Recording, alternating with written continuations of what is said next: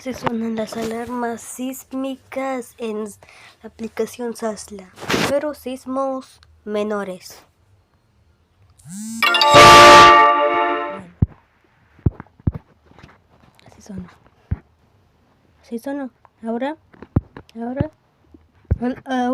alertas de emergencia.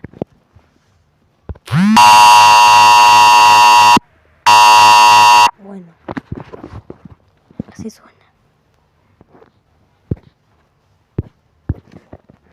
Y ahora la alarma sísmica. Ok.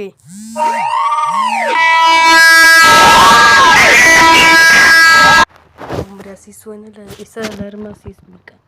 Bueno, adiós.